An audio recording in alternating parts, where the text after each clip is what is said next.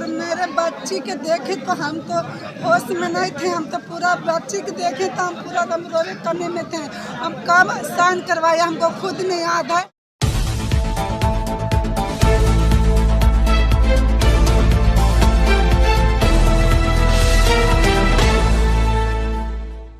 बिहार शरीफ पहुंचे जन अधिकार पार्टी के राष्ट्रीय अध्यक्ष पप्पू यादव ने आज अलीनगर बिहार शरीफ नालंदा में दीपा हत्याकांड की जांच एसआईटी करने की मांग की है। उन्होंने ये मांग आज मृतक लड़की के परिजनों से मिलने के बाद की और कहा कि इस लड़की के साथ गैंग रेप हुआ है, इसलिए मामले की जांच एसआईटी हो और 3 महीने के अंदर स्पीडी ट्रायल के जरिए दोषियों पर कड़ी से कड़ी कार्रवाई की जाए। वहीं पप्पू यादव ने एक वायरल ऑडियो के हवाले से इस मामले में मृतक के साथ गैंग रेप होने का दावा किया है। उन्होंने कहा कि वायरल ऑडियो से ये प्रतीत होता कि उस बच्ची के साथ 1 से अधिक लोगों ने दुष्कर्म की घटना को अंजाम दिया है। उन्होंने इस मामले में बिहार थाने के इंस्पेक्टर की भूमिका पर भी सवाल खड़े किए और कहा कि इंस्पेक्टर दोषियों को बचा रहे हैं, इसलिए उसने मृतक की मांग से गलत तरीके से साइन करवा कर मामले को नया मोड़ देने की कोशिश की है। हम उस इंस्पेक्टर को भी सस्पेंड करने की मांग करते हैं।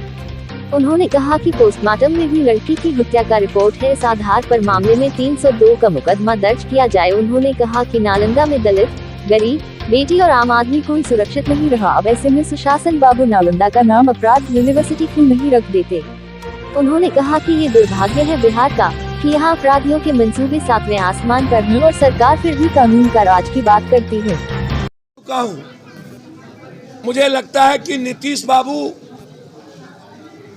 बहुत सहमे हैं। अब नीतीश बाबू के हाथों से बिहार की सत्ता निकल चुकी। पूरा पदाधिकारी अपराधी माफियाओं के नेक्सस से ये बिहार चल रहा है।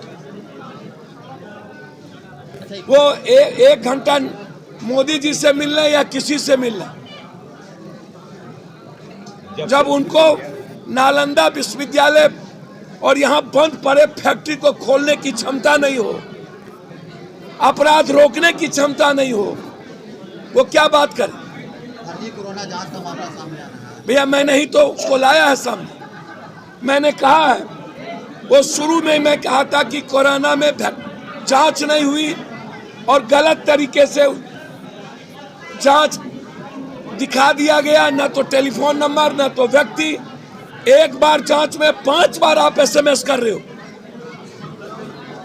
70% जांच नहीं हुई और बड़ी मछली को बचाई जा रही है।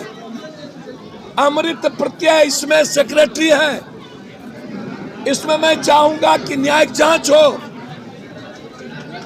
उच्च स्तरीय जांच हो, सेक्रेटरी से लेकर सिविल सर्जन पदाधिकारी सबका जांच हो। इसमें नीचे से ऊपर तक लोगों ने पैसा खाया। इसलिए मैं वर्तमान न्यायाधीश से इस कोरोना में जांच की मांग करता हूं और सिविल सर्जन को सस्पेंड करके आप बड़ी मछली को मत बचाइए।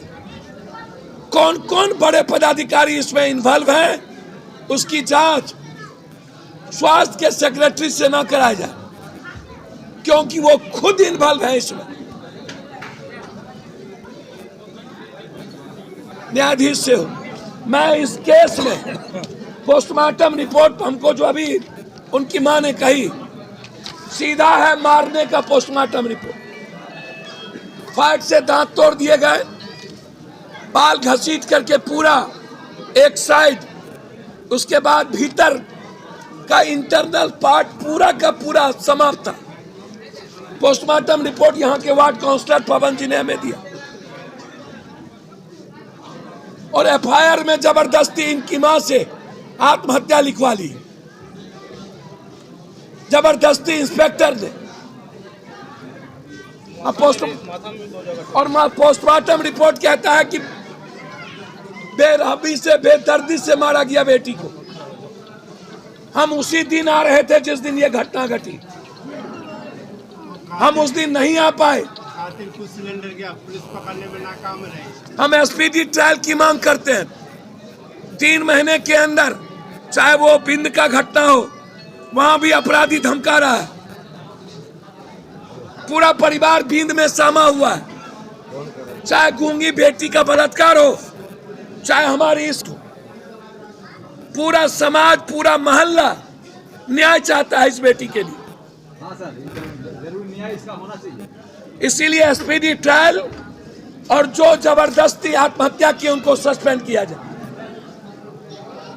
इसके लिए हम डीजी को कल चिट्ठी लिखेंगे और केस को 302 के मुकदमे हो अविलंब और इस परिवार को कम से कम 10 लाख रुपया मुआवजा मिलनी चाहिए। हमारी पार्टी जो है हमारे युवा अध्यक्ष के तरफ से 25,000 रुपया इस परिवार को राजू दानवीर जी के तरफ से हमारी ओर से मदद आप रखिए। बहुत गरीब फैमिली है, 25,000 रुपया पार्टी ने मदद की है, लेकिन इसकी लड़ाई हम जब तक मर्डरर को फांसी नहीं होगी तब तक इस लड़ाई को लड़ेंगे। और कल ही डीजी को चिट्ठी लिख करके अविलंब 302 के मुकदमे में परिणति करने का मैं मांग करूँ। सर हम गए हॉस्पिटल में और मेरे बच्ची के देखे तो हम तो होश में नहीं थे। हम तो पूरा बच्ची के देखे तो हम पूरा दम रोने करने में थे। हम कब साइन करवाया हमको खुद नहीं याद है और नहीं बोला पढ़ावल गया, हमको नहीं सुनावल गया, नहीं दिखावल गया। हमें बोला कि खुद तुम पढ़ के साइन करो, कुछ ना खाली बोला साइन करने। कब कराया हमको कुछ पता नहीं। जो लड़का मदद आपका कर रहा था, जो ऑडियो को दिया था जिस समय वो फोन की थी, तो उस लड़का को भी टॉर्चर किया गया ले जाकर। सर वो तो सुबह में आया था, हमको दिखाया, सुबह में दिखाया था, 6 बजे आया था तो दिखाया। अगर वो लड़का समय पे अगर यदि हम लोग को बता देता था आज हमारा बेटी जिंदा रहती। यदि रात में करता था ना तब तो सुबह में आया ना तब हमको दिखाया। उसको भी टॉर्चर किया गया, उस बच्चे को। हाँ, उसको भी टॉर्चर किया गया।